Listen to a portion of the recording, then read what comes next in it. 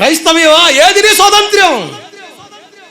దేవుడిచ్చిన అనుగ్రహించిన ఈ స్వాతంత్ర్యం. The Lord has given the great deliverance. దేవుడు స్వతంత్రాన్ని ఇచ్చాడు. ఒకప్పుడు బానిసవి, ఒకప్పుడు బంధకాల్లో మగ్గిపోయావు. నీ సంపాదన నీ చేతికి రాని పరిస్థితి, నీ జీవితం విలువ నీకు తెలియని పరిధులు. నలుగురితో ఉన్నాం, బతుకుతున్నాం, తిరుగుతున్నాం, అంతే చాలు. కానీ ఈరోజు నీ జీవితం ఒక విలువ నీకు తెలిసింది. మరలా అదే కాడి కిందకి వెళ్ళి నష్టాన్ని తెచ్చుకోకో, నష్టం తెచ్చుకోకో. దేవుడు ఎప్పుడు మనకు కీడు తలపెట్టడు.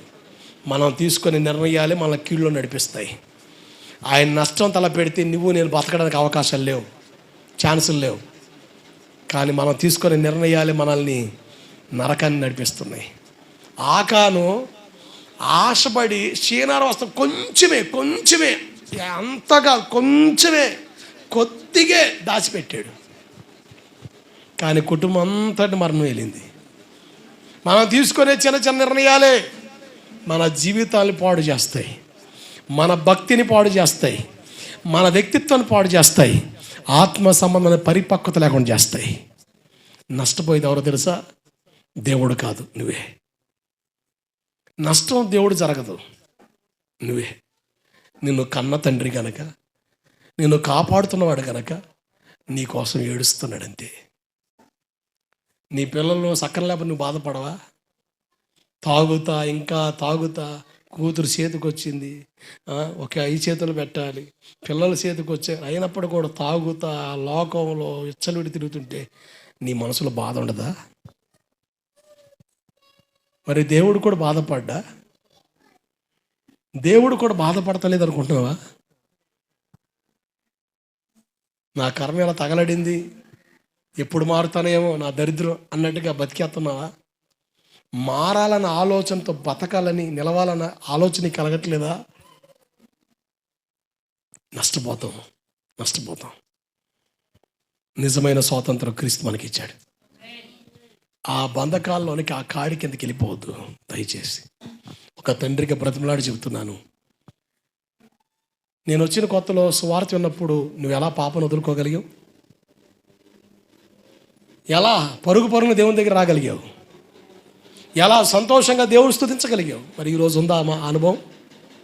ఈరోజు అనుభవం నీకు ఉందా? పోగొట్టుకున్నావు కదా, దాన్ని పొందుకోవడం వాళ్ళ కావట్లేదు కదా. దేవుడు అవకాశం ఇస్తాడు నీకు. దాన్ని సద్వినియోగం చేసుకోగలిగితే నీ జీవితంలో ఆనందం చూస్తావు. దయచేసి మన తరాలకి శాపాన్ని తెచ్చి వారికి మనం ఉండకూడదు. మీరు అలా ఉండకూడదనే ఈ సేవను దేవుడు ఇక్కడ నిలబెట్టాడు. దేవుడికి స్తోత్రం కలుగునుగాక.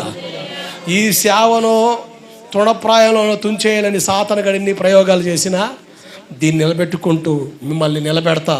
ఎందుకు తెత్తడో తెలుసా? ఈ పరిచర్య మీకు ఆశీర్వాదకరంగా ఉండమే కాదు, మీరు మీ తరానికి ఆశీర్వాదకరంగా మారాలి. హల్లెలూయా. మీరు దీవెనకరంగా మారాలి. అంత బోడి చార్లెస్ విన్ని వస్తేనే జరిగింది సేవ, ముందు జరగలేదా? సంఘాలు లేవా? సేవకులు లేరా? గోవిందపురంలో సేవ లేదా? ఉంది. నిన్ను వెలిగించడం కొరకు దేవుడు ఇష్టపడ్డాడు, నిన్ను బ్రతికించడం దేవుడు ఇష్టపడ్డాడు. మీరందరూ సాక్ష్యం చెప్పగలరు. ఒకప్పుడు ప్రార్థన ఎరగని అనుభవాలమాయి, కానీ ఈరోజు ప్రార్థన అంటే తెలిసిన అనుభవాలమాయి. సంతోషమే. ఒకప్పుడు పాపంలో దొర్లాంటి బ్రతుకులు మాయి, ఈరోజు పరిశుద్ధంగా బ్రతుకుతున్న బ్రతుకులు మావి అని చెప్పగలవా నువ్వు? అనుభవం ఎక్కడుంది నీకు? దాన్ని పాడు చేసుకుంటూ వస్తున్నావు. ఇంకెప్పుడు తెలుసుకుంటావు?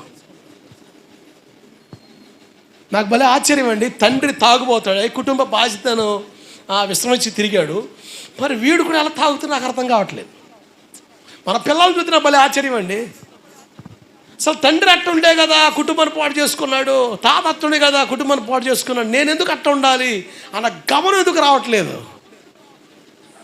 సాతాను చేతిలో ఈజీగా వెళ్ళిపోతున్నావు. దేవుడు నెత్తి నోరు మొత్తుకొని ఏడ్చి బ్రతుకులాడి చెప్పినా కూడా నీకు రవ్వంత కూడా ఎక్కట్లేదు. పౌరుషానికి ఎవడో చెప్తే మాత్రం పెద్ద పోటుగాళ్ళ ఒంటిగాళ్ళ మీద ఎక్కుతున్నావు. ఉపయోగం ఏముంది? నష్టపోవద్దు. దేవుని వైపు తేరి చూస్తే నువ్వు దీవించబడతావని మరొకసారి చెప్తున్నాను. పాపం వల్ల కలిగే నష్టాల గురించి మన వెనక మునిపే ఈ లోతైన పశ్చాత్తాప అనుభవంలోనికి మనం అన్నది దేవుని ఉద్దేశం.